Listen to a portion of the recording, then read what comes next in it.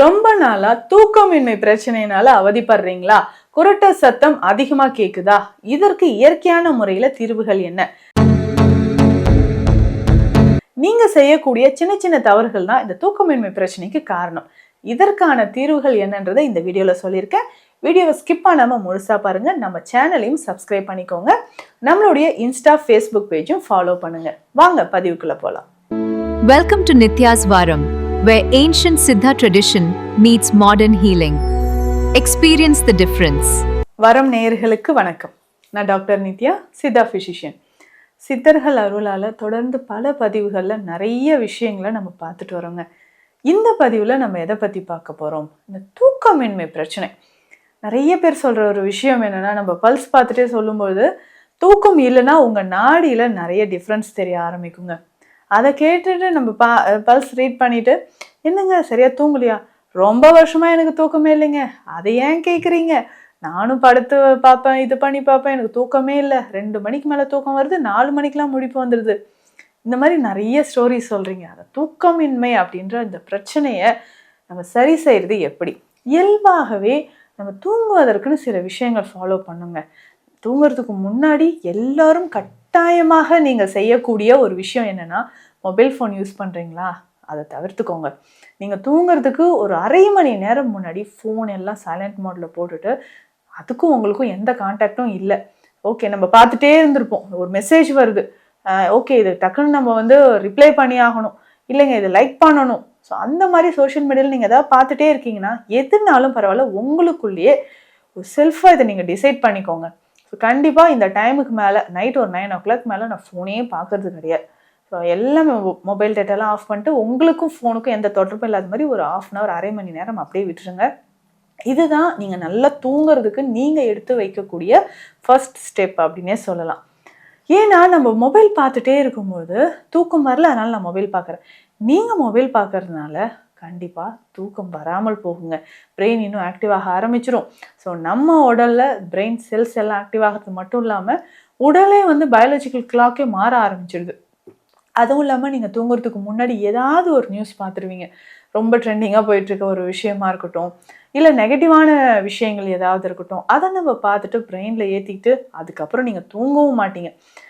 நிறைய விஷயங்கள் நம்ம பார்த்துட்டே இருக்கிறது பிரெயின் திங்க் பண்ண ஆரம்பிச்சுட்டு, அது உங்களுடைய உறக்கத்தை ரொம்ப ரொம்ப தொந்தரவு செய்கிற மாதிரி இருக்கும். சரியாக தூக்கம் வராது. நான் நைட்டு தூங்குறேன், டக்குன்னு எந்திரிக்கிறேன், இந்த மாதிரி தாட்ஸ் எல்லாம் வருது அப்படின்னு சொன்னால் அதற்கு காரணம் இதுதான். நம்ம என்ன பார்க்குறோமோ அது நம்ம மூளைக்கு நல்லாவே ஏற்றப்பட்டு கொஞ்சம் ஸ்லீப் டிஸ்டர்பன்ஸ் அதனாலையும் வரலாங்க. அடுத்த முக்கியமான இன்னொரு விஷயம் என்னென்னா, உங்களுக்கு உடல் பருமன் அதிகமாக இருக்கா? ஸோ அதனாலையும் தூக்கம் கெடும். இதுக்கு அதுக்கும் என்னங்க சம்மதம் அப்படின்னு கேட்டிங்கன்னா, நிறைய பேர் இப்போ பெண்களுக்குமே இந்த பிரச்சனை ஏற்படுதுங்க. அதாவது குரட்டை பிரச்சனை, ஸ்னோரிங். சரியாக ஒரு உறக்கம் இல்லாமல் இருக்கக்கூடிய நபர்களுக்கு பார்த்திங்கன்னா, இந்த தூக்கமின்மைக்கு காரணமாக இருக்கிறது இதுதான்.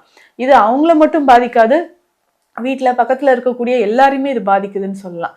ஸோ அதனால இந்த குரட்டை பிரச்சனை, ஸ்னோரிங் இருக்குது, ஒபிசிட்டி, பெல்லி ஃபேட் ரொம்ப பெருசாக இருக்குது அப்படின்னு சொல்கிறவங்களுக்கு இந்த பிரச்சனைகள் நமக்கு ஏற்படலாம். ஸோ ரெகுலராக நமக்கு இந்த தூக்கமின்மை அப்படின்ற இந்த பிரச்சனையை நம்ம சரி செய்தால் மட்டுமே உடல் நலனில் நிறைய முன்னேற்றங்கள் நமக்கு தெரிய ஆரம்பிக்கும். அப்படி என்னங்க இந்த குரட்டை பிரச்சனையை எப்படிங்க சரி செய்யலாம்? முதல்ல உங்களுடைய உடல் எடையை மெயின்டைன் பண்ணிக்கோங்க. ஸோ உடல் எடை எந்த மாதிரி நமக்கு இருக்குது, இந்த உடல் எடையை மெயின்டைன் பண்ணுறதுக்கு சில விஷயங்கள் நம்ம ஃபாலோ பண்ணுறதுக்கு என்னென்ன பண்ணலாம்?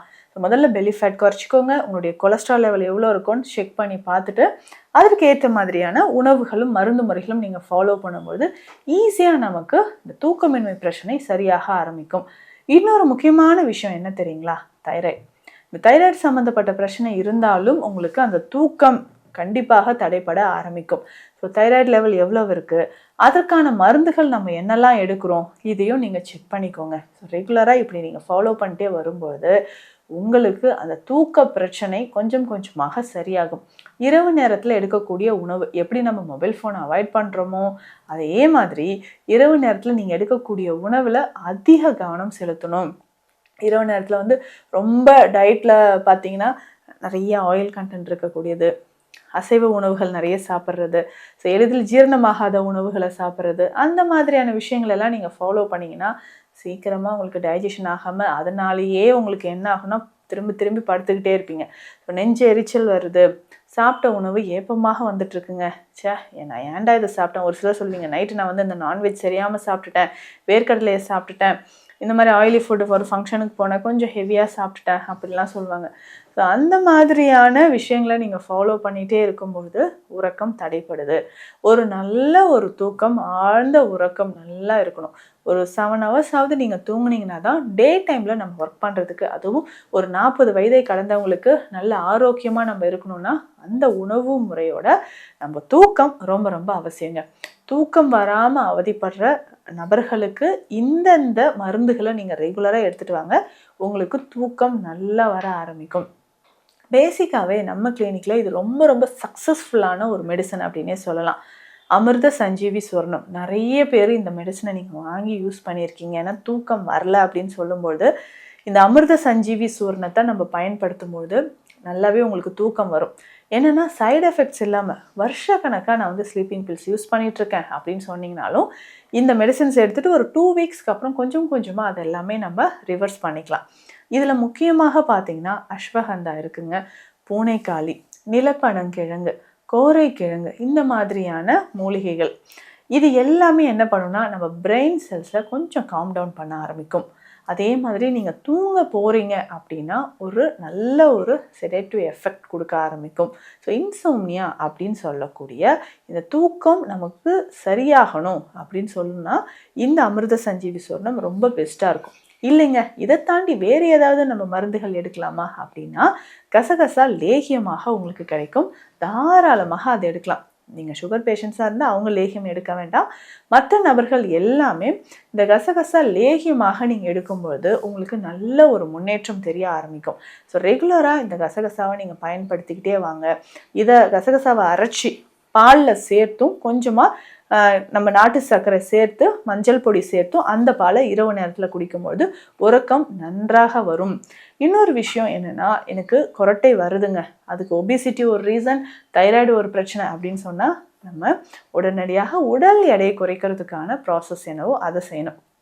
ஏன்னா தூக்கத்துக்கு மட்டும் இல்லைங்க, கொரட்டைக்கு மட்டும் இல்லை, உடல் எடை நம்ம உடலில் பல பிரச்சனைகளை ஏற்படுத்துது. ஸோ இதனோட சேர்த்தே ரெகுலராக இந்த உடற்பயிற்சியும் நம்ம ஃபாலோ பண்ணிக்கிட்டே வரணும்.